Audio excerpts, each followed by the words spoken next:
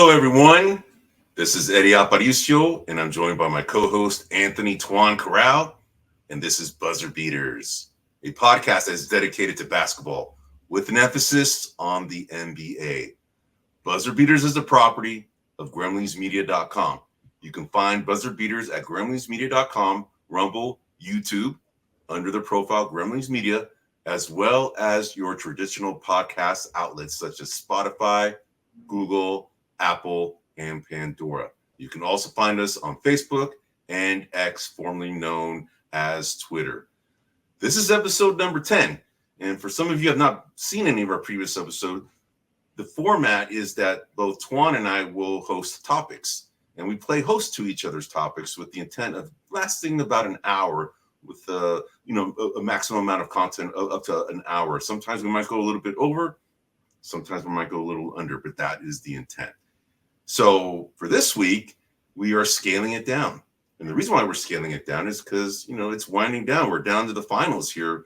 And so we're going to cover that as the first thing is the upcoming finals between the Dallas Mavericks and the Boston Celtics. And then we're also going to cover how they got there. Actually, we already talked about how the Celtics got there, but we haven't talked about how the Mavericks got there. And then we'll go ahead and talk about a little bit about that. And then we're going to go into the second segment, which is, I think, where most of the time is going to be spent. And that is, we are going to have a draft preview. As you know, the NBA draft is about 3 weeks away from tomorrow. And we're actually going to have a live draft show on the first day, Wednesday, the 26th, as well as Thursday, the 27th of June.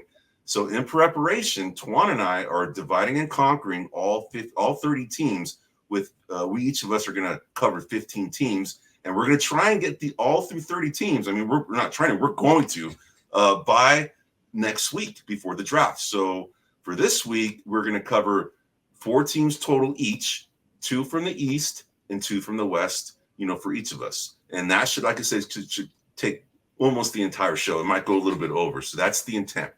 So without further delay, let's go ahead and get started.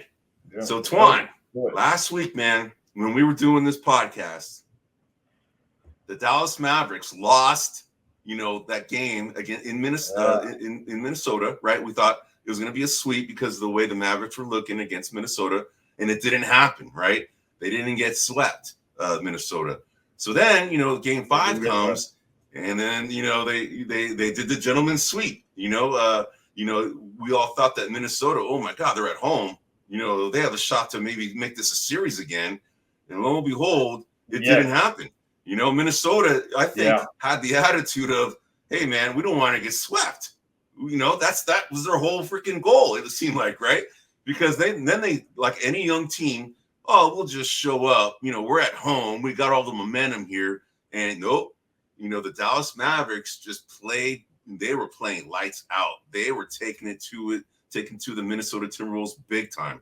And, what I saw is that, just like we talked about even before the series started, even before the playoffs started, the Kyrie Irving and Luka Doncic tandem is a serious problem for many teams, man.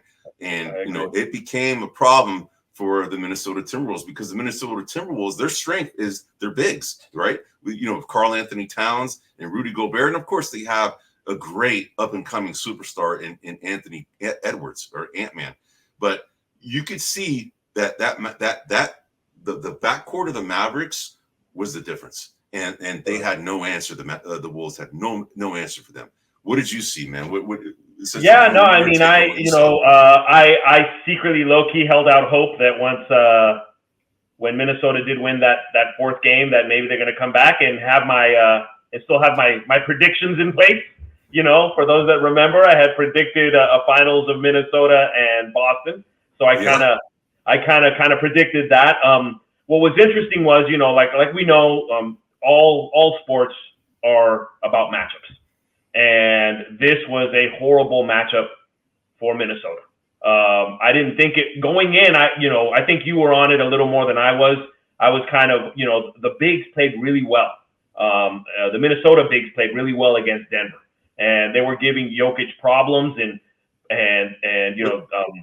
Jokic was having to do way more and play way more than he's accustomed to. But that all changed around with the bigs of Dallas, Gabbert Gafford, sorry, and Lively. Yep. They gave Rudy and Towns more than they wanted, and the athleticism really showed. And so those guys were really kind of exposed. So that's kind of what I saw. Like that, I think Ant-Man, he looked tired. I mean, I gotta say he was wearing down. I think one of the things, if you remember when they started going into this series, he was like, I'm going to take Kyrie. I got Kyrie. You shouldn't have poked the bear. He did poke the bear, man. Yeah, Kyrie played lights out, man. Like I think maybe people have maybe forgot a little bit of what Kyrie's really like. Kyrie had a couple of down years there, and he's really born again. Kyrie's really like taking this opportunity as much as he can. He's taking it in. He's being a leader.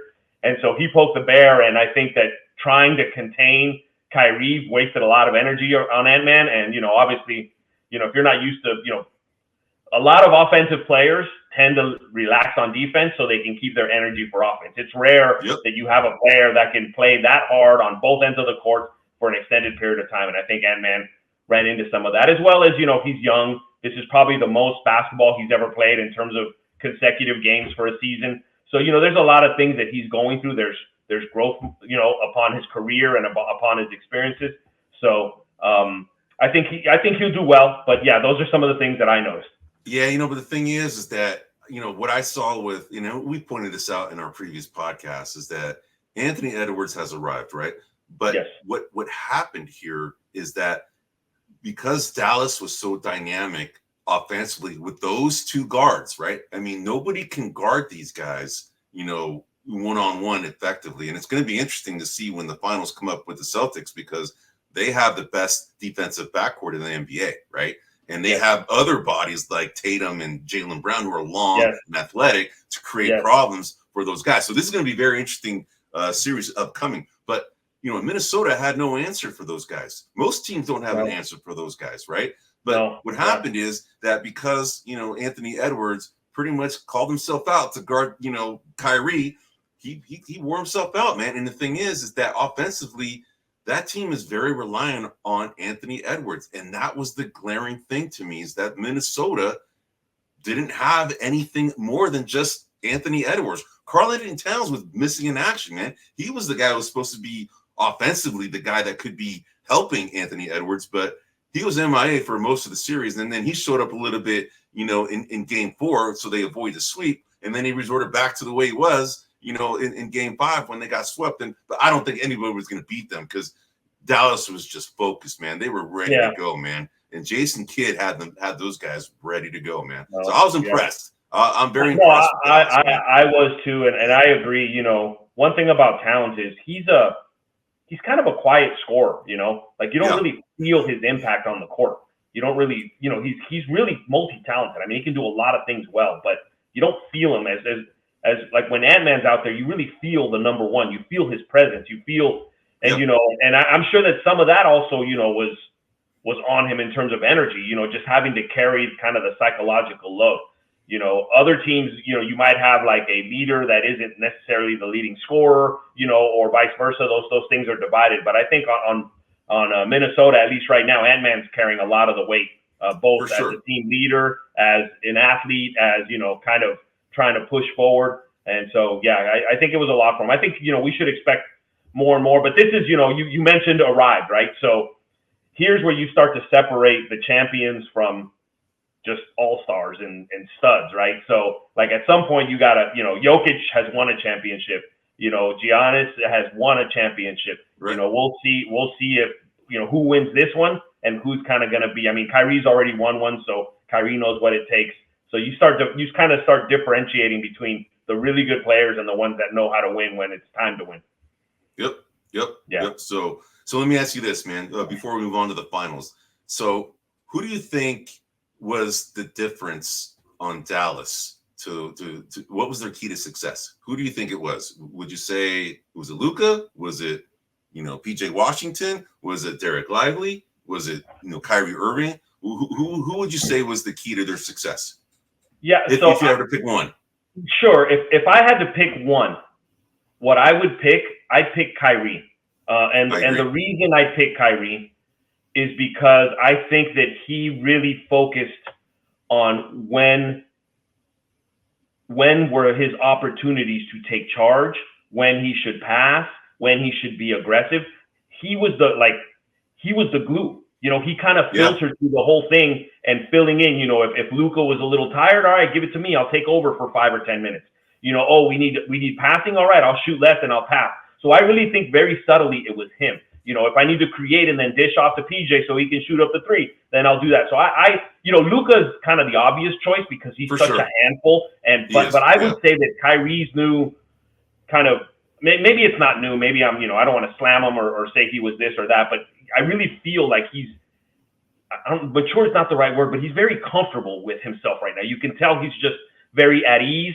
He likes where he's at. He doesn't look, like displeased or annoyed. He just looks very like, all right, I'm in the moment. I'm enjoying what I'm doing. And so I would say that he was probably the key. He's taken the role of being a leader very seriously. Which I don't think he took very seriously in previous, I don't think he was leaned on to be the leader in previous places that he was, with Cleveland, he didn't have to do it. When in Boston, he didn't have to do it. When he was in Brooklyn, he really didn't have to do it. I think they all, those guys in Brooklyn, they were trying to figure out who is the leader out of these three, right? But, with Kyrie's maturity, he's experienced. He definitely embraced the leadership role that he had. And he did what was needed for the Mavericks to win. He didn't necessarily take over scoring unless he really, really had to. He facilitated. Very well. He broke down defenses and facilitates to the open three. I mean, that's what he did. And then defensively, oh my God, I've never seen Kyrie Irving play defense like this. I mean, Jason Kidd has done wonders for him. And as we mentioned in the previous episode, I think Kyrie really looks up to Jason Kidd, man. And actually, what's interesting, in the last telecast, they actually talked about that. What we talked about. Yeah, they did. They brought that up. It was like, hey, this is a Hall of Fame, point guard that Kyrie has as his head coach, and he listens to him. So you can see that. Yeah, it's very obvious, man. Yes, so. No, I agree. And you bring up a subtle good point here is that this is really one of the first times Kyrie has been the senior statesman on a team. Durant's older than him. LeBron's older than him. In Boston, it was really kind of mixed. You had a Gordon Hayward, who, if you remember at the time, was supposed to be a big deal, and he was kind of older. This is really the first time where Kyrie's like, all right, I'm the guy I got a championship. I've been around for a while, and you're right. I think that does play a role. He's really taking it seriously, and he's doing a really good job with it. Absolutely, man. Man. So, all right, man. So any final thoughts on the Wolves? What could they have done? Was there anybody that could have stepped up more, that could have extended this series? I mean, what was your takeaway? Yeah, I mean, no. In short, no. I don't think anyone. And the reason I say no is I think that Luka made it a point to kind of expose Gobert, and I felt it was a little.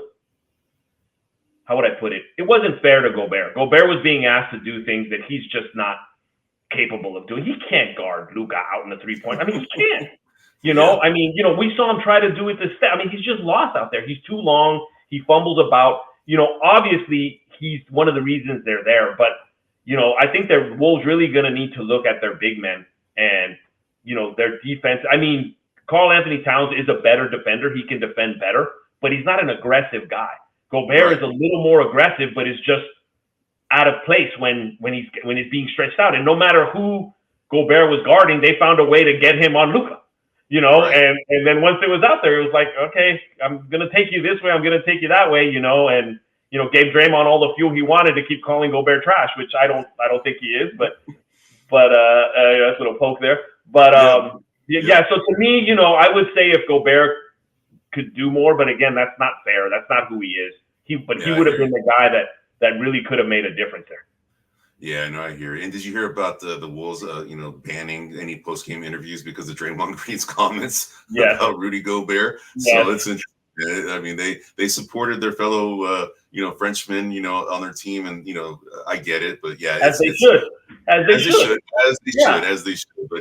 and just for the audience, I mentioned the second segment. We're going to be talking about the pre-draft. For each, we have 8 teams that we're covering in the second segment, and the Wolves is one of mine teams that I covered, and I'm going to go over that, as what they need in order to get better for next season. So, all right, so let's go on to the upcoming finals. The finals is going to be 2 days from now, on Thursday, and this is a very juicy matchup, man.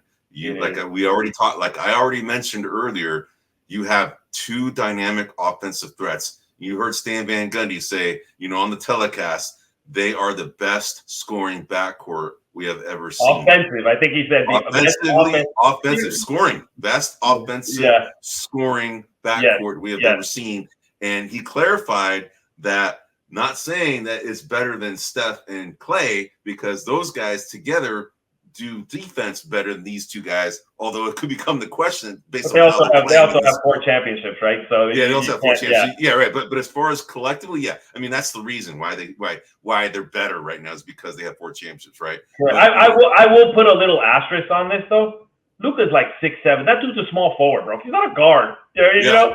Come on, give me a break. That dude's huge. He's a big dude. I mean, he's a bulky dude. He's not small, right? So, anyway, so getting back to the matchup here, you have this dynamic duo of arguably the best offensive backcourt we have seen, collectively to date. And then you have in Derek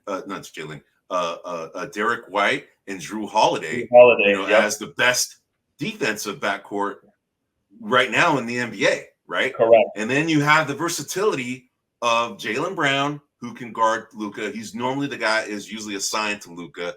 But then if you need to, you can also throw Jason Tatum, who's taller than 4 guys. Jaylen Brown. Yeah, so that's what I'm saying. Is like, this is going to be very interesting because, that is the strength of the Celtics. They're very versatile. They're a very versatile team, very deep team, very defensive-minded team. Dallas, they've become more defensive-minded recently. It's not always been their identity. Whereas the Celtics, it's been their identity. I mean, they have not only the most historical offensive rated team in the history of the NBA, with about 123.2 points, offensive rating, which unbelievably is the highest we've ever seen. But interestingly enough, Twan, this year there were 3 teams that were in the top 3 that we have ever seen in the history of offensive rating. First being, the Celtics, second being the Pacers, and then third being the Oklahoma City Thunder. All in one season, right? You have the 3 best. What's that saying about the NBA, man? Right? Yeah, we're going offense, baby. Yeah, it's all offense. But that's what we're saying. This is the juicy part of this matchup, is that backcourt, because that is the strength of the Dallas Mavericks, and then you have the strength of the Celtics. So that's going to be interesting. So let me ask you this: other than that matchup, which is very obvious, right? Yeah. What other matchups intrigue you in this series? Well, they're bigs, Boston's bigs, which at this point, Porzingis is back. Horford is there. They are significantly slower than Dallas's bigs. Yes. So I think there's an opportunity. And, Shaq likes to call them the others, right? So you have the stars and then you have the others. And I think that if Dallas is going to win this series, Gafford, Lively, PJ Washington, they're going to have to play a bigger role than they played in this previous series. I think it's going to be harder for Kyrie and for Luka to take over as much as they have in the Minnesota series. I agree. It is really going to press them. And so I think that especially the bigs, Lively and I don't know why I keep calling him Gafford. We want to say Gafford. I know. For some reason, I got Gafford stuck in my brain. Yeah, Gafford. They're gonna have to play a bigger role to do this, and I think they can. They're way athletic. Kyrie can definitely push the pace and get them some lobs, get them in open space. We can definitely do that, but that they're gonna be critical. On the Boston side, like you said, I think that it's going to be, as much as we got to see what Tatum can do, because Tatum tends to, we saw it the last time they were in the NBA Finals with the Warriors. Tatum tends to shrink in the moment. He does. He doesn't do as much, and so I think this is where those type of things need to be seen. They didn't have Drew Holiday, which I think is a very big difference maker. I think that dude is that was a key acquisition, and I think that he's the kind of guy that won't allow them to do that. but both, Brown and Tatum, they kind of got quiet in the finals. And so we got to see if Luka can bring that out of them. Can he shrink them, or, how's that going to go? Yeah. Well, okay, but here's what's going to happen now is that Boston is now going to be playing for the first time in quite some time with Kristaps Porzingis being in the lineup. Yes. And he is a difference maker for sure, because he is a defensive, he's a defensive presence. He blocks shots. He sweats 7-3, and he can shoot the three. So he's a stretch 5, right? But the thing is, he's probably going to be a little rusty, and we don't know if he's really 100% healthy either, because he was asked the question. And I don't know if you saw the interview, but he paused for like 10 seconds when he was asked, how are you doing? Are you going to be all right? And he kind of paused for like 10 seconds and he said, yeah, I'm okay. And then kind of threw, the whole Celtic nation they're just they don't like, what the hell does this mean, man? What is this, right? Oh my God, what does he mean? So we'll see. We'll find out. I mean, but a healthy Kristaps Porzingis makes this team very formidable, man. It does. And big time. But we will see, man, because like you said already, Derek Lively is playing out of his mind. I mean, he seems like a perfect fit for this team, and he's a young guy, right?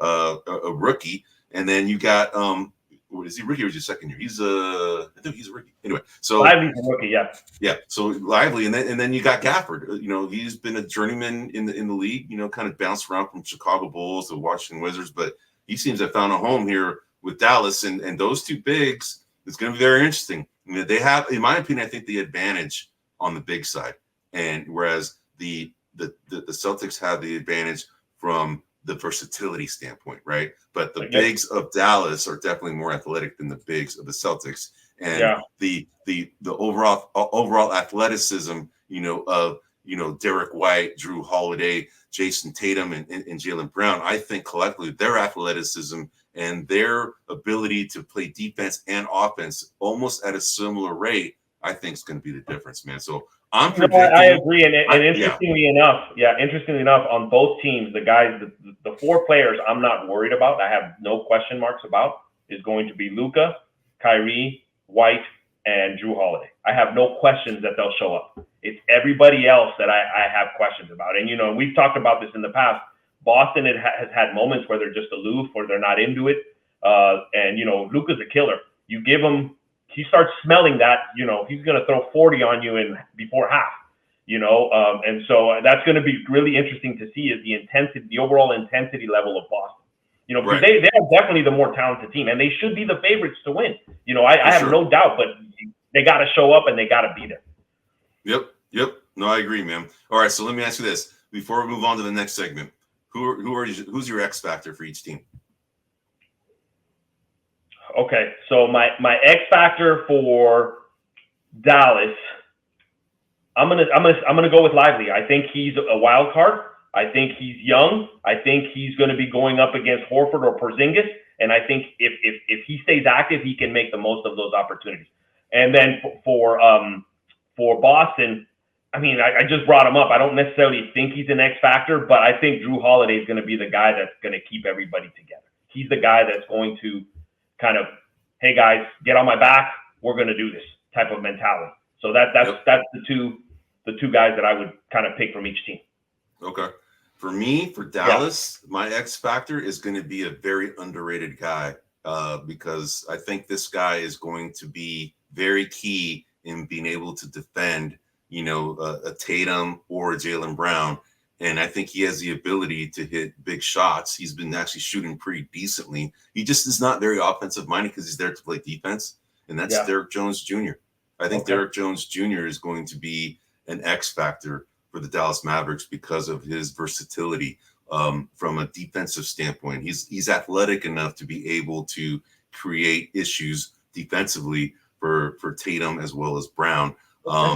And then but on the Celtics side, to me, it's obvious the X factor is Kristaps Porzingis. It's obvious to me because he hasn't played in quite some time. We don't know how injured he is, and we know he's a difference maker when he is able to play, but we don't know how healthy this guy is, right? So that's why I'm considering him an X factor. And then, another guy that I would point out that's kind of unheralded and someone that I think creates not necessarily a matchup problem, but is kind of feisty in the TJ McConnell kind of mold.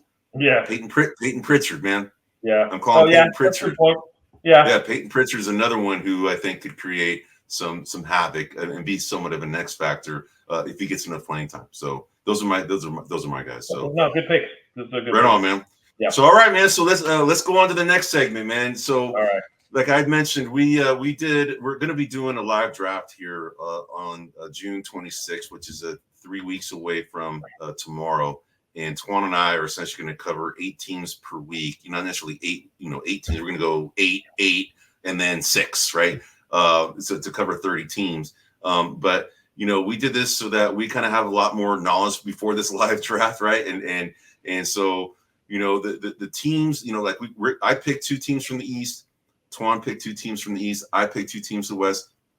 Twan picked 2 teams from the West. But there's no particular order on this, and there's no particular division or conference, conference, but no particular division that we're actually going for. So we just wanted to go ahead and talk about each of these franchises, and we did it a little fun. We did a little format here where we wanted to talk about the franchise itself, where they, how they finished the season. We also wanted to go about some of their best draft picks that they've had in their franchise history, some of the biggest busts that they've had in the franchise history. And then we wanted to focus on their needs for this upcoming season, what we observe as their needs and what they should do as far as maybe even doing a trade to address that need through a trade. And then also because they have draft picks, some of these players that might fit this roster need, we kind of looked at some of the players that could fall to them based on, their draft position in the draft. So that is how we kind of formatted this segment. So I'm going to go ahead and host Twan first. And then Twan, you go ahead and maybe do your first 2 East or 2 West, whichever you want to do first. And then we can go to mine. Are you starting with West or East? I can start with West is fine. Yeah, West. I could go with West. Yeah. Okay. All right. Let's do West then. All right, cool. So go for your 2 West teams that you. I think you had the Warriors and the Kings, right? Warriors. Correct. So as everyone on this show knows, we're tremendous homers, big Warriors fans. I'll start with that. I'll try to keep my love for the Warriors to a minimum. So in terms of the overall draft, the Warriors, they lost their first round pick due to the Jordan Poole, Andre Iguodala big old fiasco mess. So they lost their pick. So they've got the 52nd round pick. In terms of just trying to see who might be available, I mean, this is such a crapshoot for guys at that stage. Sure. There was a couple of names that came up. One was a guy by the name of Izan Almanza. He's a Spanish prospect. He's been playing on the G League Unite. He was an MVP of the Under-19 FIBA World Cup back in 2023. So there's a couple of things there. He's more of a traditional low post player, which I think the Warriors could use. I think that's a pick your poison kind of thing. Though if we get too many low post guys, we still need guys that can guard out to the 3-point line. That's going to be a challenge. Sure. So there's a little bit. So that's one individual. The other one was a player by the name of Tristan Newton out of Connecticut. He's a point guard. Yeah, he's a point guard, 6'3". He's a senior, which if you kind of follow what the Warriors have been doing in last year's draft, with Podziemski and Trace Jackson Davis, they're starting to try to pick players that are a little more mature, ready to come in and contribute right away, kind of a more, I don't want to say higher, but a more developed basketball IQ, more games under their belt. And I think this guy kind of fits in that position. Podziemski still, he's kind of a off guard, point guard, kind of can switch back and forth. This guy's a more, kind of traditional point guard. He's got a little bit more experience. Obviously, he's a champion. So that's the 2 players that I thought could be available around that draft pick. And so those were the guys that I kind of think that, they should look at. In terms of kind of the fun part, the best 2 draft picks. So, there's the Warriors. As I went through this, the Warriors, thankfully, due to this current, or this, if you want to call it a dynasty, or, the draft class of Draymond, Clay, and Steph, thanks to that, the Warriors look they're fruitful in this arena. They've had a lot of good picks, which hasn't been the case later on as we go down this, some of their slim pickings. But there was some notables, right? Some people that I didn't pick. Obviously, Klay Thompson and Draymond Green. Those were, especially Draymond Green. He was a second round pick. That's in terms of if you're looking at best draft picks in terms of value. I mean, Draymond's like a home run. You don't get much better value than that. And then there's Nate Thurman, Chris Mullin, also two players that have played really well. I mean, Nate Thurman, Big Nate's Barbecue, if you know him. I mean, he's a fixture in the Bay Area. The late great Nate Thurman. And then one guy that I have as a notable, which obviously people are going to be like, what, is Will Chamberlain? So I have him as a notable. I didn't put him as my top two, and I'll explain why in a minute. But Will Chamberlain, obviously, everyone knows, scored 100 points a game, averaged 50 rebounds for a season. I think he averaged over 48 minutes a season in terms of minutes played, which is unheard of. So a big presence. Wilt the still. All right. So you saw the Philadelphia Warriors drafted Wilt. Correct. The Philadelphia Warriors drafted. Yep. Yeah, correct. That's correct. Yep. So my two best draft picks, obviously, number one is Steph Curry. Won 4 championships, first unanimous MVP. I mean, I could go on and on. I mean, everyone here should know who Steph Curry is and of all of his accolades. And the other player that I picked was Rick Barry. Rick Barry was my number 2. And so the reason I picked Rick over Wilt was because Rick won a championship. He took that team with something that Will Chamberlain couldn't do. He couldn't get past the Boston Celtics, couldn't get past Bill Russell. I mean, he ended up winning one with the Lakers down the road. But in terms of as a Warrior, and Rick Barry's a player that I think has been forgotten a little bit. He's so salty, man. He's a salty guy, man. He is salty. The reason. Yeah, he is salty. And but he's I kind of always kind of equated him. In baseball, you got like a 5-tool player. Rick Barry's kind of like a 5-tool player for basketball. I mean, he did everything really well, and he told you about it along the way. He has his championship, played in the ABA for a while. He's part of the 75 greatest players in NBA history. He did make the 50 greatest player back in '96. Scored 50 points in over 15 games. He's 5th in NBA history for that. So that was the guy. Those are the 2 draft picks that I picked. And before I kind of move on, you want to stop and see if you have any comments on that, Eddie, or any? Well, yeah. So I was just going to bring up the Rick Barry comments. So how we did the greatest starting 5 of all time. Yeah. And one of the guys that listened to our podcast that I ran into at the gym. He says, I agreed with a lot of your guys' picks, but you guys are not old enough to know. But Rick Barry should have been on that list. Man. Rick Barry was like. He was so freaking good that people forget how good he was just because he was such an ass, right? He was.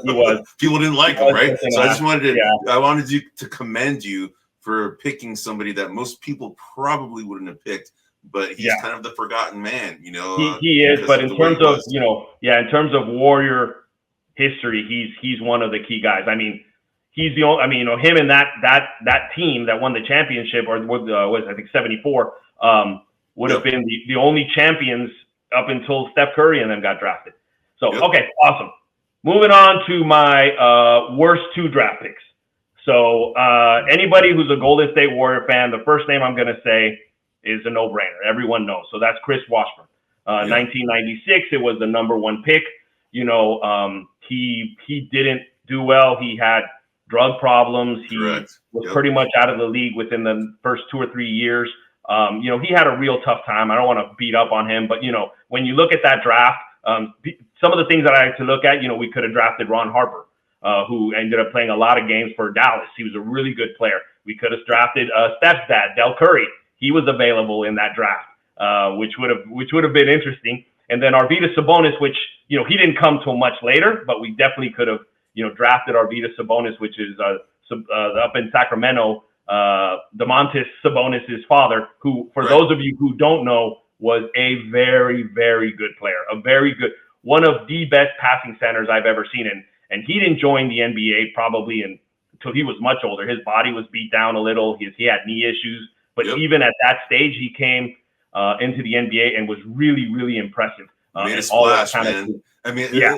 When he came, he was at a very advanced age. I forgot how old he was, 32, He was over 30, 33. easily over 30. 32, 33, but yet he was dominant, man. I'm like, holy crap, can you imagine this guy 10 years ago? Because you heard about how dominant this guy was, but we never saw him, right? Because he wasn't in the NBA. And a lot of us who don't see players in the NBA, we don't even know who these players were, right? Because, we don't have, all the channels that we have right now to be able to see everything. We didn't have no YouTube, no nothing. Yeah. So, but you're right. Arvydas Sabonis was a beast, and he made a splash when he first came because his passing ability was like very Bill Walton-esque. He was very good at it. In the Walton Vlade Divac kind of model. He was just a very solid, very, very solid player. My other pick is someone that, for us suffering Warriors fans will know is Todd Fuller from NC State. He was the number 11 pick in 1996. That dude really never amounted to anything. We could have picked Kobe Bryant, bro. Oh, yeah. From that draft class, we could have had Kobe Bryant. We could have had Peja Stojakovic. We could have had Steve Nash. We could have had Jermaine O'Neal. I mean, we could have had a lot of players that Jermaine O'Neal, ironically enough, did play with the Warriors toward the end of his career. He did. Did have an impact on the Warriors. I thought he was a really good piece at that stage of the NBA. But yeah, so Todd Fuller, he's the one that I just scratch my head. I don't know, for those of you who have every time I look at Todd Fuller, there's an old Jim Carrey movie called Me, Myself, and Irene, or my. Oh yeah. Yes, and he's got that little buzz cut. He's got that buzz cut. Like that top look. That's exactly what Todd Fuller looked like. I just think of that, and I'm like, dude, wow, how did we draft this guy? Why did we draft this guy? Like, oh my God, there was some other players we could have picked. I mean, there was Joe Smith, who was a number 1 pick. But I mean, he wasn't a bust per se. He had some pretty good seasons. I mean, we could have had Kevin Garnett instead of Joe Smith. So there was a couple of other players there, but those were my two. Any comments on that or any feedback? No, I think you hit those spot right on, man. I would have, the other guy I was thinking about was Joe Barry Carroll. It was another one that I was thinking about. That was another one that I had on there, on my mind, but I think you nailed it, man, as far as those picks, man. So cool, man. So and I think, was there anything else on the Warriors before you move on to this? Yeah. So there's a couple other things. So there is kind of looking at in terms of anticipation for the draft, as well as we also identified a couple of target trades. What are the Warriors roster needs? So I jotted down a couple things. I think one of the first things, one of the top priorities is you really got to find a second star to partner with Steph Curry. You got to have someone that can give him a night off, score some points, someone that the other team really has to focus on and start. I think we're getting to the point where Steph Curry needs to start being the number 2 guy on a regular basis. I mean, he's got enough talent to be the one guy, but he's getting older. He needs to just kind of start taking a backseat to someone. So in terms of the trade targets, that's something that I'll touch on a little bit. We also, I think the Warriors, people will argue that we have this, but Andrew Wiggins is such an up and down player. I think we need more size and athleticism on the wings. Back in the day when Klay was in his prime, he was a two-way player. He was one of the best two-way defenders that we had, but he's had a lot of injuries. He's slowed down tremendously. I mean, he's up at this point. They haven't re-signed him. My gut tells me they're not going to, but we'll see how that plays out. And then, like I said, Andrew Wiggins he's too temperamental. He doesn't seem like his heart's in it sometimes. I'm sure I'm not, for any Minnesota fans out there, I'm sure I'm not saying anything you guys haven't felt or experienced before. So that was my first one. And then my third one was a defensive center option. I mean, we have Trace Jackson-Davis, who's pretty good. But, I think we need a little bit more. There's a lot of bigs in the West. There's a lot of bigs. We're seeing them even now, Lively, Gafford, you got Jokic, you got Karl Anthony Towns, you got Rudy Gobert. I mean, I can go on and on, right? You got, what's his name? The guy over in Portland that got traded from Phoenix. Right. I mean, DeAndre Ayton. DeAndre Ayton. So I think, Jackson Davis is pretty good piece. I would say in terms of like size, he's a little undersized for those big guys. So, so those are what I identified as kind of the roster needs that the Warriors need to focus on this particular offseason. So some players that I looked at in terms of trade targets. So one that I looked at is Jared Allen, right? I like him. He's a defensive center option. I've heard some rumblings that Cleveland was unhappy with him, that he didn't try to play through some of his injury. Injury. In the playoffs, and that some of the players were turned off. And, there's some questions whether him and Mobley can actually play well together or not. So there's some things in there. So, and I've also heard some rumblings that they might be interested in bringing Andrew Wiggins back. So if you can do something along those lines, if you're somewhere along those lines, I think Jared Allen would be a home run. So that would cover kind of the defensive center option. The second star now.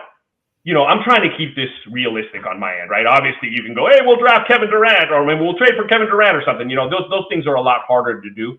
But one player that, is available is Brandon Ingram. He has some scoring ability. I think he would be a player that would draw some attention. My only concern, though, is that I don't think we could get Jared Allen and Brandon Ingram. I think we'd give up. Both those teams would be asking for the same amount of pieces, right? So we'd have to give it to one or the other. So kind of a two-way guy was Dorian Finney-Smith, who I think is a good defensive guy. And he can shoot the guy. So I'm thinking if you have Kuminga on the offensive end and Finney-Smith on the defensive end, and you have Jared Allen, all of a sudden you got a pretty good defensive squad. Yep. So if you can get something like Finney-Smith and Jared Allen for next year, I'd be excited. I think that's something I would like. Cool, man. No, I like it, man. I like. In my opinion, I think Evan Mobley or Jared Allen. For you, I think Cleveland's going to be more reluctant to give up Mobley. I think they have higher hopes on Mobley. Yeah, and I think Jared Allen is would be one that we could probably get. Well, not probably. I think is a possibility. Okay. Yeah. Cool, man. That was good. So, anything else on the Warriors before we move on to the Kings? No. Just a couple of things. To note. The Warriors in terms of their roster moves. I mean, we've talked about the rosters already. Chris Paul is not guaranteed for next year. Kevon Looney is not guaranteed for next year. And for those that don't know, Guy Santos, who was mostly up in the G League for most of the season, he's a non-guaranteed. And then Gary Payton II would be a club option. So those are players that you could potentially maybe do a sign and trade to get one of these players that I mentioned. There's a possibility that, you trade Gary Payton II because he's got a club option. And so maybe he's something that's desirable. So those are some of the pieces that you could give up and not lose too much of your core team. So I just wanted to note that in their case. This isn't the case on most of the other teams that I drafted because a lot of the teams already have like fully guaranteed the whole squad. But in particular, the Warriors have some moving pieces there if they choose to do something creative with that. Okay. Yeah. Cool, man. There you go. I guess we go on to the Kings. All right. Oh, you want? Okay, I'm going. I'm gonna keep going. All right. Yeah, go. You go through two. I go through two. Then you go to the next two, and I go to the last. All right. Okay. So for the Kings, this particular draft, they have the 13th pick, which is in the first round, and they have the 45th pick, which is in the second round. Let me go with some roster needs, and then I'll go to draft target, and I'll just kind of remind people of the roster needs. So, contrary to belief, Sacramento shot a lot of threes, but their percentage was not great. So they shot the third most threes, but they ranked in the lower 16th. They were 16th in percentage of field goal. Wow. Right, wow. which is not something. So I think that's something they need. They need shooters. More efficient shooting. More efficient shooting. Right. So I kind of tailored a couple of things that I had on there. So two of the guys that I had identified for them is Isaiah Collier, who is a guard for USC. Okay. He's kind of he's not a great shooter, but he's a good floor general, something that, he can kind of back up the Aaron Fox and do a couple things, but he has shown an ability to run an offense. So he's kind of a floor general, more along those lines. So that was one. The other one, which I'm not sure, depending on how you look at your mock draft, like I said, they had the 13th pick. I'm not sure that he'll be available there, but Dalton Neck from Tennessee. Dalton Connect, yeah. Connect, yes. Yeah. He's an older scorer. He was a top 3 scorer in the NCAA last year. He's ready. He's ready to go out into the league. And if he's available at that, Yep. He's got size. Yeah, he's available at that spot. He would definitely help the offense immediately. Okay. Any thoughts on those guys? No, I think those are good picks, man. Those are good. Right. Dalton Connect, I think, is a sneaky. We'll see how he is because he's not necessarily the most athletic guy, but he's definitely a bigger guy, a willing defender, and he has a decent shot, man, and pretty versatile scorer. But he's not as athletic as other guys, so that's a lot of these scouts, they put a lot of emphasis and weighting on athleticism. Being able to defend in the NBA, you have to be pretty athletic. So they do, but you look at someone like Luka, and he's not. I wouldn't categorize him as athletic. But he has a whole nother freaking skill set that shows that he's no. You're right, but you look at someone like Jokic, and I wouldn't categorize him as athletic either. And so, but his other assets just outweigh that one thing that he doesn't do very well, right? Yeah, exactly. Yeah. All right, moving on to the best 2 draft picks. So kind of the opposite of what I said about the Warriors. The Warriors had some riches there to pick from. In terms of notables, some people that I put down: De'Aaron Fox, Peja Stojakovic. They were all possibilities. DeMarcus Cousins, and if you guys heard last week, I had DeMarcus as one of the most overrated players, or potentially one of the most, and I have him here as. So that kind of leads you into the draft history of the Sacramento Kings / Cincinnati Royals. And that part's going to come key, because these top two guys were actually drafted by the Cincinnati Royals, not by the Sacramento Kings. The first one is the Big O, Oscar Robertson, right? One of the greatest players. I mean, 12-time All-Star, 9-time All-NBA first team, won a championship with the Bucks in 1971. He was the league MVP.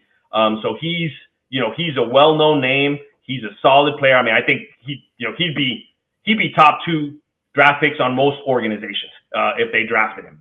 And the other guy, for those that is Nate Tiny Archibald, also drafted from the Cincinnati Royals out of Fordham University. He was the 19th pick in 1970. He's a 6-time All-Star. He did win an NBA championship with the Celtics, for those that remember, in 1981. So those were the 2 picks. They're not, Nate Archibald, I watched him play. I remember watching him play. Fantastic player. Yeah. I think he might be a player that in some organizations wouldn't cut the top 2. Yeah, I mean, it just kind of shows you how devoid of good talent that organization has had. And you bring up one of their most recent guys in De'Aaron Fox, right? And exactly. You brought somebody up from way back when, in Oscar Robertson, in the 60s, right? So correct. Yeah, so it kind of shows you like that organization hasn't had much luck, and there's a reason why they had such a big drought in the NBA playoffs for years until the Mike Bibby, Peja Stojakovic, Vlade Divac teams with Mitch Richmond, of course, right? That's when they kind of broke that spell. So they did, but even those players, Vlade wasn't a draft pick from Sacramento. Yeah, Mitch wasn't a draft pick from Sacramento. Which takes us into the worst 2 draft picks. Which was a little, Sacramento had a little more to pick from, and so I picked some of the newer ones. These 2 are going to hurt Sacramento fans. So Sacramento fans, cover your ears. Cover your ears. It's kind of painful. The first one is Marvin Bagley, out of Duke. Man. In 2018, he was the number 2 pick. They could have had Luka. One pick ahead of Luka Doncic. Yes. I mean, talk about, that would drive me insane. I mean, no, I can't. How Vlade did not pick Luka, and I heard that he just didn't like Luka as a person. I don't know what it was. I don't care if you like him or not. That kid is a champion. He won championships in Europe. He's someone that my whole thing is I give an extra marker to people who have won championships and whatever, in high school, in NCAA, in Europe, wherever you're at. If you win a championship, that's an extra little thing for you, that you have that championship experience. You know what it's like to play in those tight games. So that was one. The other one was Willie Cauley-Stein. He was in the 2015 draft. He was the number 6 pick. Yep. And he was taking the 6th pick. And who was taken at 13 in that draft? Devin Booker.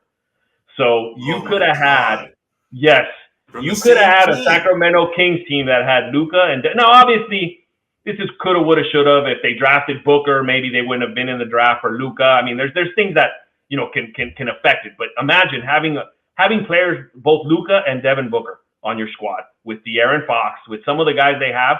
I mean, that's just that would have been a very impressive. Pretty lethal. I mean, that right there, De'Aaron Fox is another. He's like Kyrie Irving on steroids as far as like being able to drive right past you. Right? He doesn't have the same dribbling ability as Kyrie.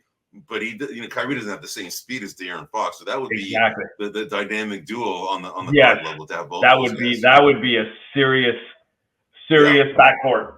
All right, Yep. and then for the two trade targets, as I mentioned, I focus on 3-point shooting. A couple of players that are free agents that I don't know how you get them, but one is Paul George. Paul George is a very good 3-pointer. He's at least at the end of games, and he's been I can't say much for the postseason, but during the regular season, he's been pretty clutch in terms of his shooting ability. He also brings an instant kind of senior veteran type of presence to the Kings. Yeah.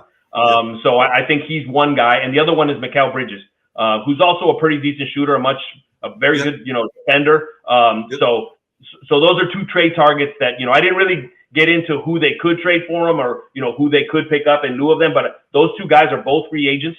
Those are guys that they could definitely improve the team. And in terms of the roster, Sacramento's pretty tied to everybody on their roster in terms of flexibility. So they don't have any room there for any of the, to let someone go or do a sign and trade type of situation. So they're less eligible for that. And, and they do have Sabonis, who is going to be making $40 million this coming year, which is a lot of money for Sabonis. Right. Yeah. All right. I think that's my two West. All right, man. So it's going to go and dovetail into my teams. So the two teams that I actually have to cover in the West are the Minnesota Timberwolves as well as the Portland Trailblazers. So I'll go through the Wolves first. So the Wolves, they have two draft picks. They have one in the first round and then one in the second round. These guys finished third in the conference. They were ousted by the Mavericks in 5 in the conference finals.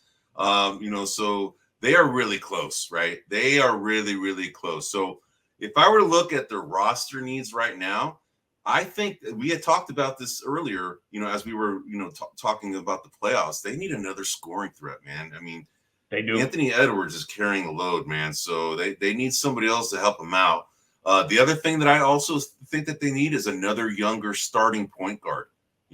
Mike Conley is an advanced age, right? And he's really good, man, and they have Jordan McLaughlin, I think, is their backup point guard, and he's decent, but they need a difference maker, a guy who can score at the guard. So the guys that I see as potential trade targets, there's 3 guys that fit this mold: the scoring threat as well as guards.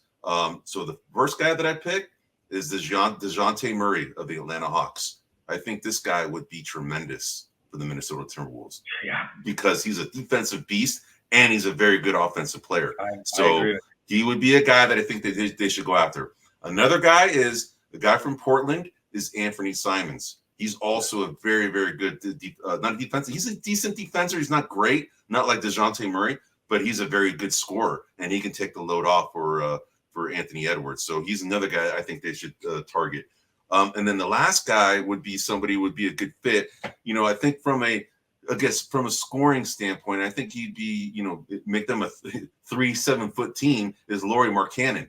Lauri Markkanen, who is, plays for the Utah Jazz. He's an all-star. He can shoot, and he's long. So it would be kind of like the Cleveland Cavaliers had a few years ago when they had Mobley, Jared Allen, and Markkanen. They could have the triple towers here with him, Karl Anthony Towns and Rudy Gobert. So that would be an interesting little thing here. So as far as the players that are probably might likely fall to them, for the number 27 pick, there were 2 guys that I think that could be falling to him.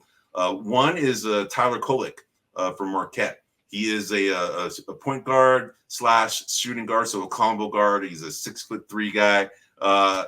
He's kind of compared to like a TJ McConnell, a Peyton Pritchard type. Kind of does everything well, he's a gamer type, the only thing is, like I said earlier with the Dalton Connect, a lot of these scouts, they definitely value athleticism, and he doesn't necessarily have the greatest athleticism, at least to be a defensive presence in the NBA. So that's probably the only question mark about this guy, but I think he'd be a good rotational piece for this team. The other guy that I would point out is from a scoring standpoint, that kind of fits the mold of what they need is Jared McCain of the Duke Blue Devils. He's another kind of combo guard, 6'3" point guard, shooting guard type.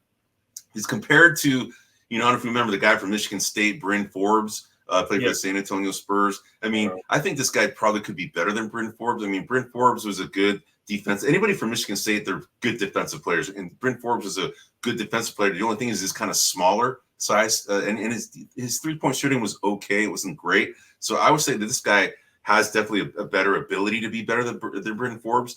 But he definitely was a McDonald's All-American 3-point contest winner. He could definitely shoot both off and on the ball.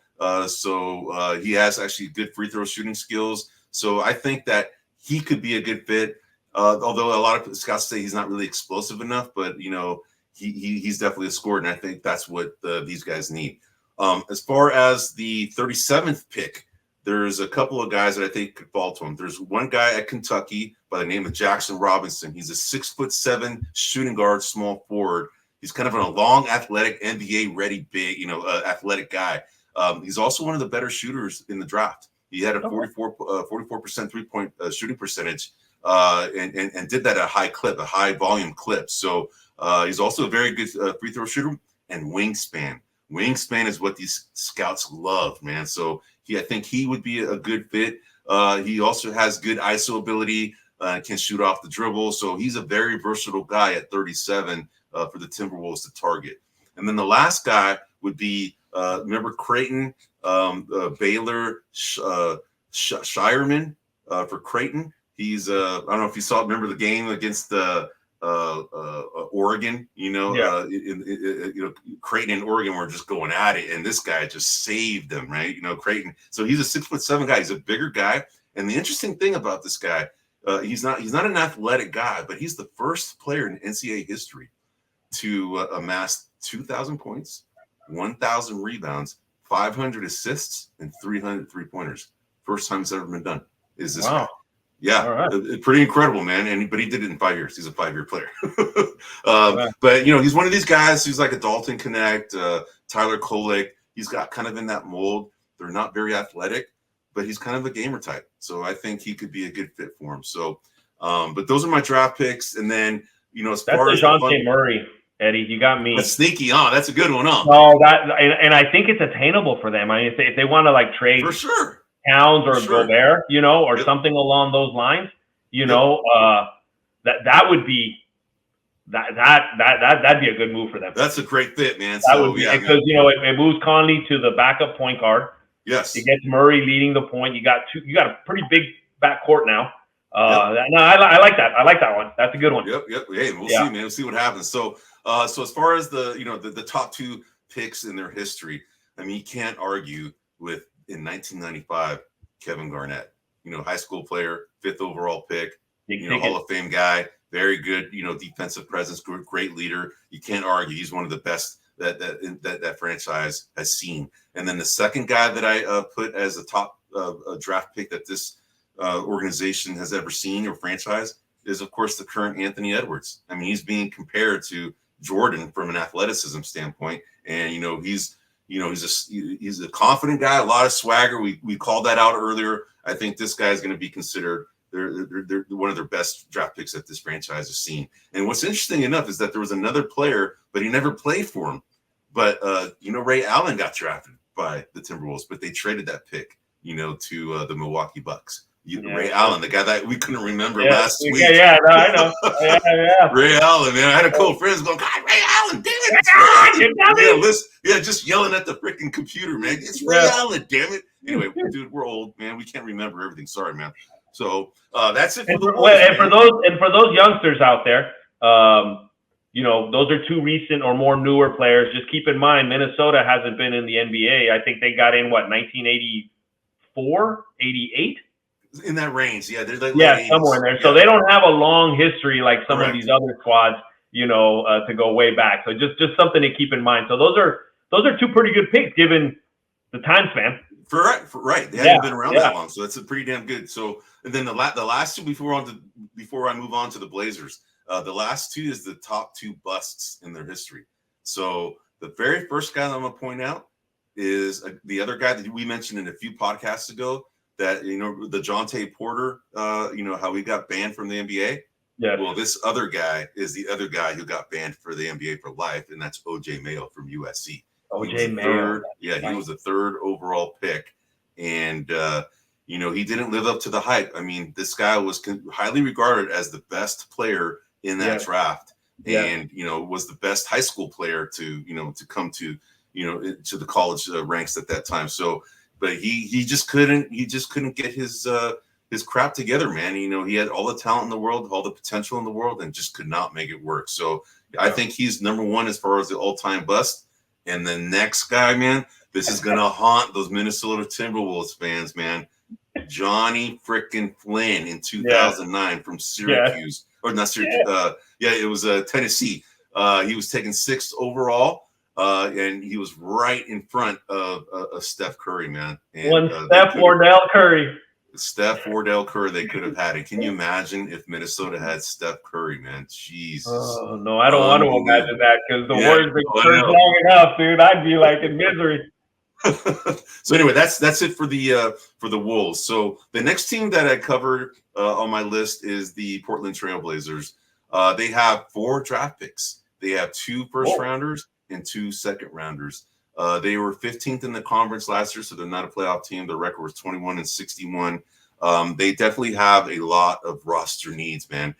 They have 3 guys that I think are probably considered duplicates. They have Anthony Simons, Shaedon Sharpe, Scoot Henderson, all really good young players, but they're all somewhat duplicate of each other, man. So I think that there is room for a trade here in getting one of these guys. And more than likely, I think Anthony Simons would be the guy that they would trade because I think they get a lot of value for the guy because he's proven, right? These other guys are not. They're kind of more prospecty. The thing is that, we don't know, or DeAndre Ayton, Jeremy Grant, are they worth keeping? I don't know. This is definitely a franchise that's screaming rebuild, and they've been in this rebuild mode, right? So, but in my opinion, I think what they need is a small forward and a power forward and some shooting. So they have a lot of needs, man. So the 2 trade targets that I thought would be potential good fits for him would be Miles Bridges. Miles Bridges for the Charlotte Hornets. I think he'd be good as a small forward. He's actually a very good decent shooting guy. He's versatile. He's a lefty. But I think he'd be a good fit for a rebuilding team or a rebuilding franchise.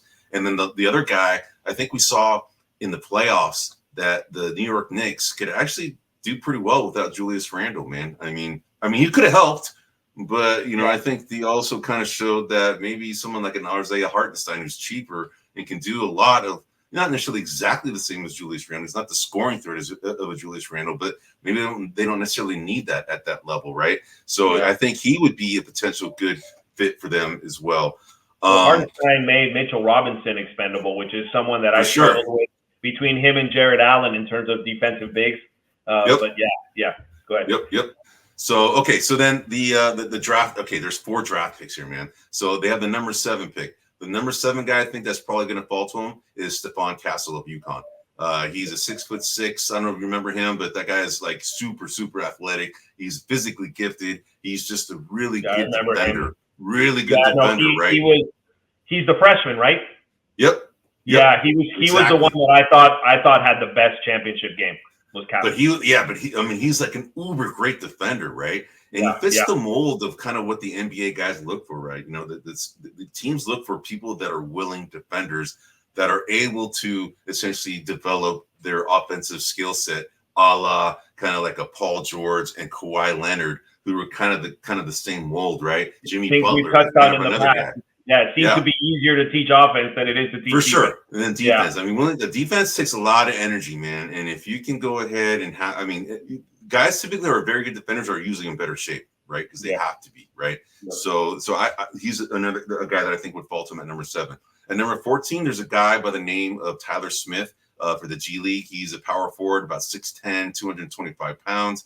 He's NBA ready because he has a large wingspan. He has a decent jumper. He's a mobile big who can run the court. He has a decent 3-point shooting at 38%, but he's high risk reward. He's 19 and a half. He's going to turn 20 in November. So he's a young guy, but a lot of these guys like young guys, and he seems to have a pretty versatile game at this young age. So he's one guy I think that they could probably get at number 14. At number 34, I think the guy that's been falling to him, I don't know if they'll take him, but you have Zach Edey. Zach Edey is the comparison, draws the comparison of Boban Marjanovic. You know Boban, right? You know, Boban, rang. You know, freaking, Shaq just goes, you rang. That guy. Jaws from the 007 series, for those who know what I'm talking about. Yeah. The guy with the metal teeth. Yeah, exactly. So Zach Edey's being compared to Boban, and if you're getting compared to Boban, that's not, unfortunately, a very good sign for you, just because Boban is like the consummate bench warmer in the NBA, man. Yes, he is. Yeah. So he's that guy from the guy from the Lakers back in the day. The white guy. They always kind of cheered for him to come on the. Oh yeah, came out of Stanford, right? Came out of Stanford. No, that's Mark Madsen. This is like not Mark Madsen, man. This is like a long time anyway. Chuck Nevin, that's the guy. Chuck Nevin, okay, yeah. Chuck Nevin, man, that's the guy. That is so. Zach Edey screams that guy. Honestly, unfortunately, right? But the guy he's a huge dude. He's 7'4". He's a massive human being. He's huge. And what they showed in the championship game is that he's got great touch around the basket. Really good touch, but so does Boban. Boban's got great touch around the basket. Yeah. He's a great rebounder because he doesn't have to freaking jump. Let me tell you something else. Boban is also a very good rebounder, right? Yep. But the one thing that he can't really do is guard on the perimeter. He doesn't have the athleticism to be able to do that. He's gotten better. Footwork. He doesn't have the footwork. He's gotten better, but he's still highly regarded as a plotter. That's why you see a guy who's like a 2-time Naismith Award winner. There's 3 that have been in the history. He's got 2. There's 2 guys that have won 3, and he's got 2. But he's about to go out. If he stayed another year, he probably would have tied. Bill Walton and Ralph Sampson. But anyway, so the thing is that they think he could probably carve out a niche. A niche in the NBA, kind of being kind of like this. A guy who can defend the rim, because that's definitely something he can do very, very well, and then become a low post kind of threat. At times, right? But in small spurts. So anyway, that's the other guy. The last pick for the number 40 pick for the Blazers, you have Dylan Jones from Weber State. This guy is compared to like a Josh Hart type because he's very versatile. And anybody who's compared to Josh Hart, you're like, that's oh my, this guy. Yeah. You can rebound, defend, run the floor, has excellent size and decent athleticism. So I mean, that's got somebody to watch out for. He's 6'6" as well. And then the last guy is Keshad Johnson from Arizona. He's this is another guy that they can consider with Dylan Jones at the number 40th pick. He's an active long defender. He has great lateral quickness, decent strength to deal with the bigger opponents. So this guy, I think, is actually a pretty good steal at number 40 because, he's one of these athletic type of guys who can, work on their game because defense, we all know, wins championships. All these teams that are right now, they're all defensive minded, except for maybe Dallas. They learned to become more defensive minded. But, the Celtics are defensive minded. The Minnesota Timberwolves are defensive minded. Of course, the Pacers are not. And then we know the Mavericks were not necessarily, but the Mavericks are a decent defensive team. So anyway, those are my two teams that I covered, the Wolves and the Blazers. So let's go on to the East. We're pretty much right over about an hour right now. So let's just go through these, man, so we don't go too over. Man. All right. I don't want to get it too long, but all right. You want me to go here? Yeah, go for the East. Yeah. All right. So Cleveland, they have the 20th pick. They have the first round pick. Some players that I saw as possible draft targets one is Tristan da Silva from Colorado, 6'8" senior. Good. Yeah, exactly. Been compared kind of Trey Lyles type of player, high IQ player, is limited athleticism. We've been talking about some of these guys a little bit, but is a good shot making, good spot up scoring. So someone that I think would be a good fit. And in terms of roster needs, let me rewind here for a minute. There's been some talk that I've seen coming out of Cleveland that Donovan Mitchell and Darius Garland really don't play well together. Right. They don't feed off each. It's not like they dislike each other. They're just it's not a good mix.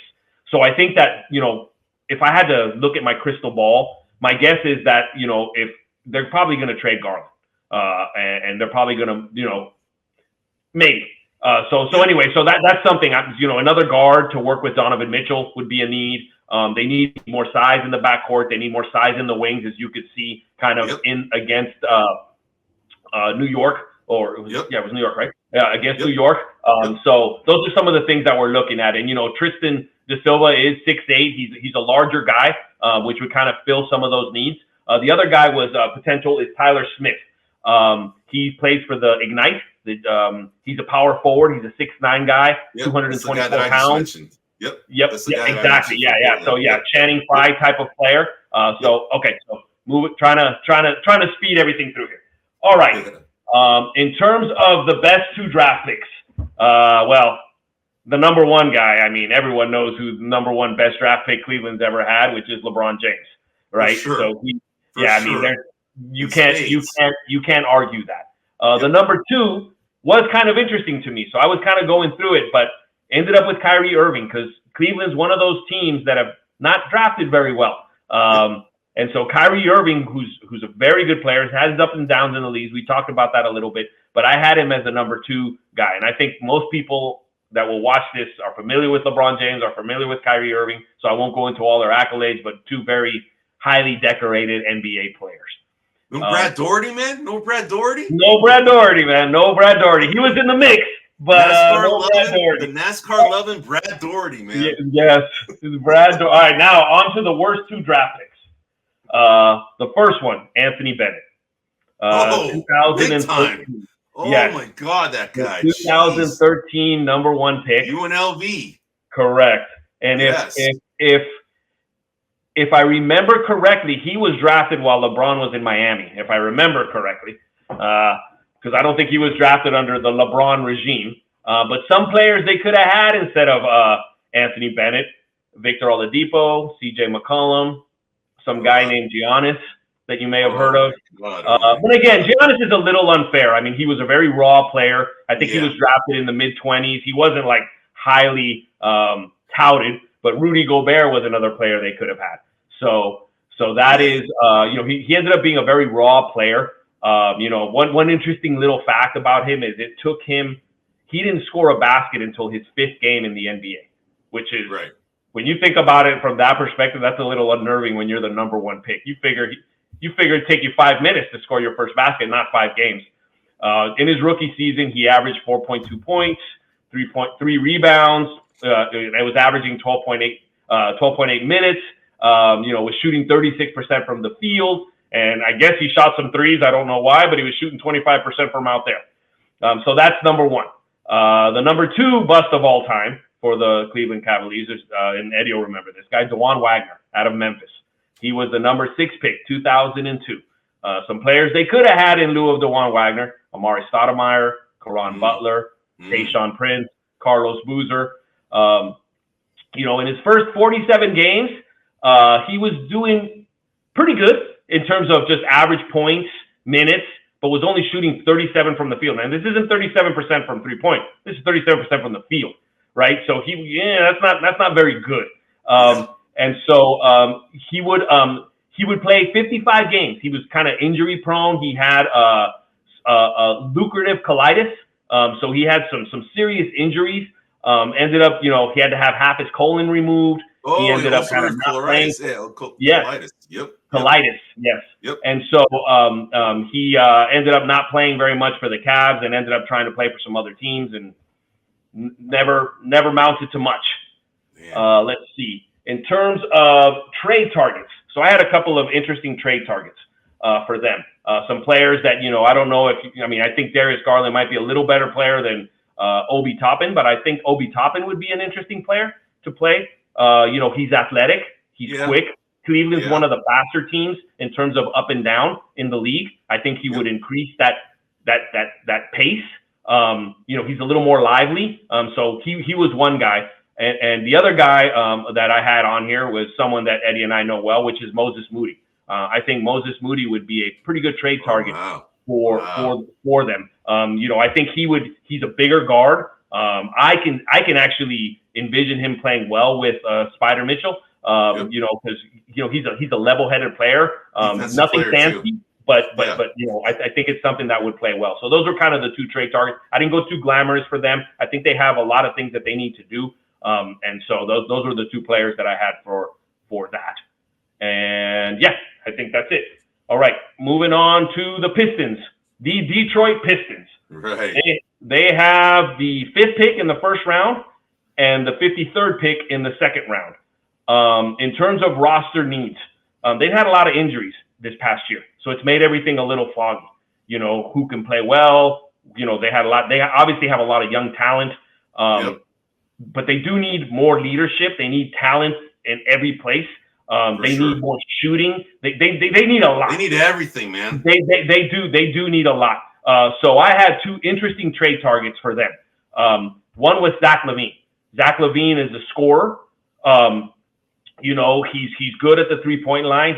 He brings a little bit of veteran leadership. He does pretty good floor spacing.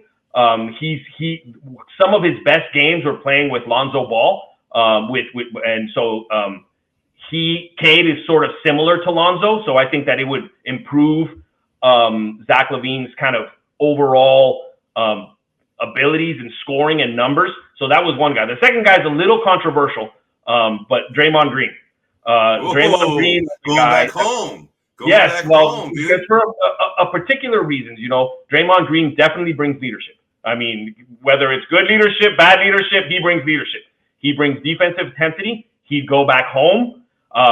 There's a lot of young players. I mean, obviously, historically speaking, some people might be like, Twan, we see how Draymond deals with young people. He punches them in the face. But I think that, that is something that if you want to get these guys some experience, I think Draymond Green would be that type of presence in the locker room to kind of get these guys moving. And they got a lot of decisions to make.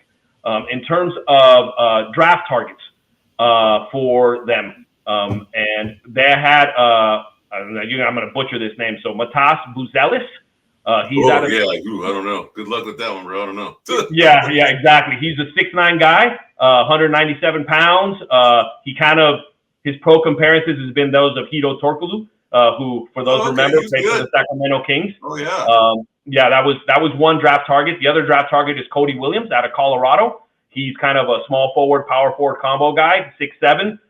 Freshman, younger guy, comparison to Jaden McDaniels, who we were just talking about here a little bit earlier. And so those are two guys that I thought, might do well for Detroit. Detroit's got a lot of youth, though, and drafting more youth, I don't know if overall that's a good thing. They maybe end up trading some of those draft picks or, doing something to get some seasoned players into that locker room.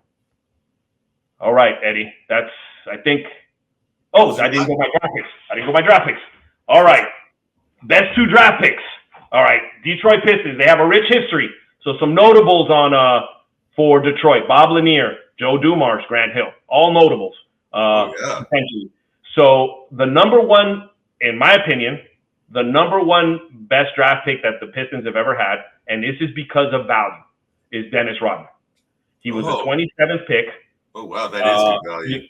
He is a 5-time champion. 2-time All-Defensive Player of the Year, 7-time All-Defensive NBA, 7-time rebounding champion, 75th anniversary team. I mean, I wouldn't say he was the best player Detroit ever had, but in terms of just like value and draft pick, that is a home run. That's great value. It's like a Draymond Green value. Exactly. Yeah. Draymond Green value. And then the other guy, I mean, I think most people would know is Isaiah Thomas out of Indiana. He was the number 2 pick, finals MVP, 12-time All-Star, on an NBA assist leader in '85, made both of the anniversary teams, both the 50 and the 75th. Numbers retired. I mean, Isaiah Thomas is well regarded in terms of NBA history and won a lot of championships with the Detroit Pistons. All right, moving down to the worst 2 draft picks. The first one, to all you Detroit fans out there, I think they all are already saying it, know it, which is Darko Milicic. Drafted number 2 in 2003. That was a very good draft. The only player they couldn't have gotten that pick was LeBron James. But anybody else that came out of that pick, names like Chris Bosh, Carmelo Anthony, Dwayne Wade. Yep. Exactly. So that was a pretty bad draft pick in all. And so that was a significant bust, not only on what Darko turned into, but some of the talent that you didn't get. The other guy was in the 2001 draft out of North Carolina at Charlotte, which is Rodney White, the number 9 pick in 2001. In that particular draft, that wasn't a rich draft. What's that? Yeah. I don't even know who that guy is. I don't remember. Exactly. You could have had Joe Johnson in that draft, right? It wasn't a rich draft, but that's someone you could have had. He averaged 3.5 points per game in his rookie year, and then that was a massive drop-off because he was averaging 18.7 in college, never really amounted to anything. And as you remember, you don't remember him. I hardly remembered him. But Rodney White is the other worst draft pick in Pistons history. Man, dude, that one was a pull. I had no idea who that was, but yeah. Well, I'm sure Detroit fans knew who he was. Yeah, they're like, shut up, man. We know who that guy is. Yeah, let's talk about that guy. Hey, Detroit fans, you guys have won championships with Ben Wallace and Isaiah. You guys have had Rip Hamilton, Tayshaun Prince, Joe Dumars. Yep. Yeah. So I mean, they've won championships. It's always easier to swallow busts. Like Chris Washburn was a lot harder to swallow prior to 2015 because it took a long time for the Warriors to get a championship. Exactly. Right. After 2015, Chris Washburn was a little easier to swallow. Right. Yeah. Right on, man. All right, man. You done with the Pistons, bro? That's it. Cavs and Pistons. Man. So going to the last two, man, before we wrap up the show. So the two teams I have from the East that I'm covering are the Indiana Pacers as well as the Milwaukee Bucks. So the first one is the Pacers. So the Pacers were 47-35. They finished sixth in the conference. They were the Cinderella team in the playoffs as they took the Celtics all the way to the conference finals. But unfortunately were swept in 4 games. But every game was close, man. They have 3 draft picks, all in the second round. The roster needs. This team is already very, very formidable and very deep. What I have seen, though, and I pointed this out in the last show, is they're missing one good outside shooting small forward. And I already brought up this name in the last show, but the one guy I think would be a great fit for them is Kevin Durant. Kevin Durant would make this team unbelievable, okay? And if you can't get Kevin Durant, the next guy would be a homecoming for Paul George. Bring Paul George back. I mean, that's the team that drafted him. And he's a free agent. You don't even have to trade for him. Well, yeah, just go get that guy, right? So those are 2 guys I think would be a really good fit. As far as who they should target in the draft to meet this roster need of a good outside shooting small forward or just, a good team player. Okay, at number 36, they had the 36th pick, number 36. The guy that we've already talked about in the previous in one of the other teams that I've covered is Dylan Jones of Weber State. This guy is being compared to a Josh Hart. Doesn't necessarily mean he's the best shooter, but anybody who's like a glue guy like a Josh Hart is a good fit, man. So that's a guy that could fall to him at number 36. At number 30, well, at the 36th pick, the another guy that can fall to him is the aforementioned Zach Edey. We already butchered this guy. We don't have to butcher him again. But he could be a good a guy that they could put in for like 10 minutes to give Miles Turner a blow here and there and still be effective on the defensive end. But the unfortunate thing is because of the way he is, the team would have to change their whole offensive game plan anytime that guy's on the floor. But doesn't necessarily mean he's not useful. He can be useful for teams in spurts. So. And he's got 6 fouls, right? He gets 6 fouls. Yeah, 6 fouls. Yeah. and he could hurt the other guy pretty well too, right? So, all right. So then the last guy for the number 50th pick, and this is again, they have 3 second-round picks. At number 50, a guy that I think that they could get is Harrison Ingram of the UNC North Carolina Tar Heels. Ingram is a underrated kind of a forward. He's a good shooter, better at catch and shoot. But he's actually a good 3-point shooter, and he actually plays very, very good D, and he's got good length at 6'7". So that's a guy I think that they could target. And to the fun stuff, let's go to the top 2 draft picks in their history. The first guy that comes to mind is Hall of Famer out of UCLA in 1987, Reggie Miller. He was picked 11th overall. So I think that's their best draft pick in my opinion, to date. And then the second guy is the aforementioned Paul George. They drafted him in 2010 out of Fresno State with the 10th overall pick. I think those 2 are their best draft picks in their history. And the top 2 busts in their history, In 2008, they went ahead and drafted out of Arizona with the 11th pick, Jared Bayless. Remember that guy? Barely, exactly. barely. But he was highly touted in college, right? Yeah. And then the second worst overall pick for this franchise in their history is in 2009, back-to-back seasons, 2008, 2009. Remember Psycho T, Tyler Hansborough? Yes, Tyler Hansborough. I remember him. The 13th pick out of North Carolina. So, yes, that dude wanted to fight more than he wanted to play. Yeah, exactly. But he had a lot of potential because he had a lot of energy for his size, man. But unfortunately, it didn't translate very well in the NBA. Baby Lambeer. Yeah, baby Lambeer, or try to be, or want to be Lambeer. Yeah. So, okay, and the next one is the Milwaukee Bucks. Milwaukee Bucks finished third in the conference. They were ousted by the Pacers in the first round in 6 games, and of course, all because Giannis wasn't able to play.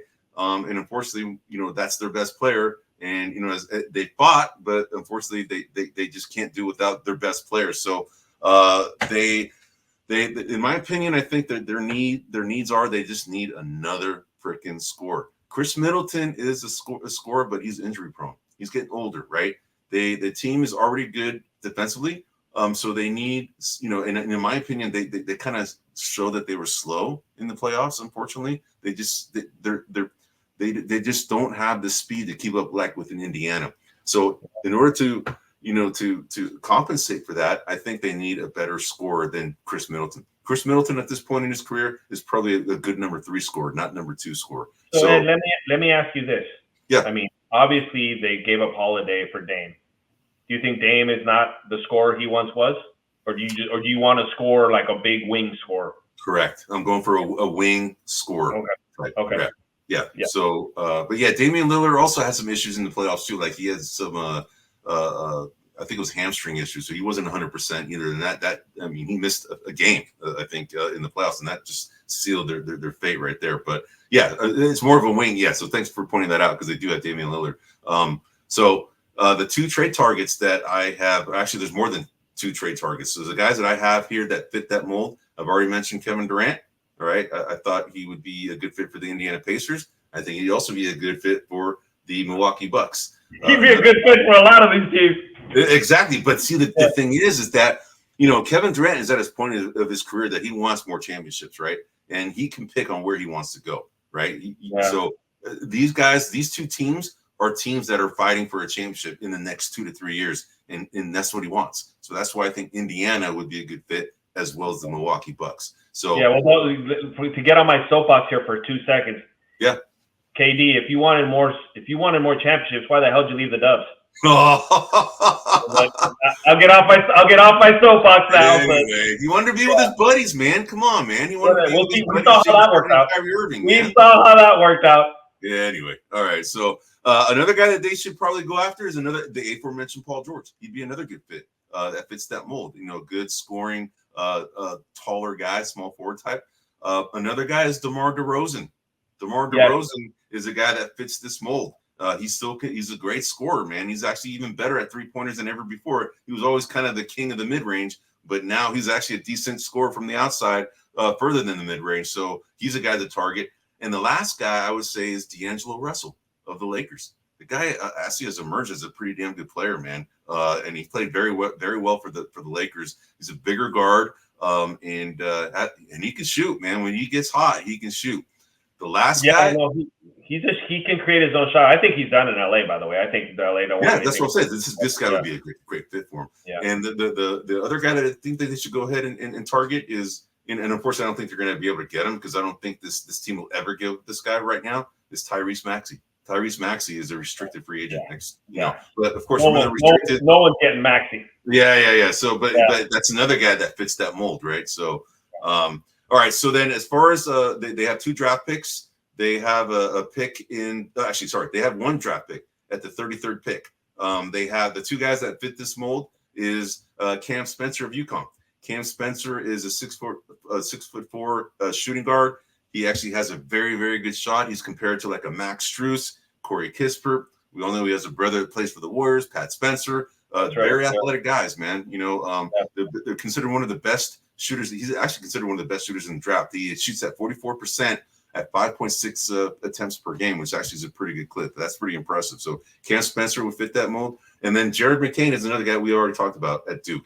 He fits that mold as well. He can shoot. He's 6'3". We've already talked about all of his accolades in the previous segment. So anyway, that's it, man. We pretty much raced through these last few, but I think we got it to. We're not too much overtime, for this show. But we went, just to review, we actually covered, the NBA playoffs. We talked about how the Mavs and Celtics got there, and some of the key factors that we see in this upcoming finals coming, on Thursday next week. We're going to have a lot to talk about because a few games will be under the belt by then. And then we talked about, the draft preview for 8 teams. We're going to continue doing these draft previews because we want to get through all 30 teams before our live draft show that's going to happen on the 26th. Next week, Twan is going to cover the Clippers, Lakers, Bulls, and Raptors in the draft preview. And then I will do the draft previews for the Rockets, Spurs, Hawks, and Hornets. So anyway, this is Buzzer Beaters. You can find us at grumblingsmedia.com, Rumble, YouTube under the profile Grumblings Media, as well as your traditional podcast outlets such as Spotify, Google, Apple, and Pandora. You can also find us on Facebook and X, formerly known as Twitter. This is Buzzer Beaters episode 10. This is Eddie Aparicio and Twan signing off. Hey everybody, this is Big John from Grumblings Media, and I just want to say thank you for watching our content. If you want to support our efforts here at Grumblings Media, just smash the subscribe button right here, totally free, or just go ahead and consume more of our great content. Click either one of these 2 boxes.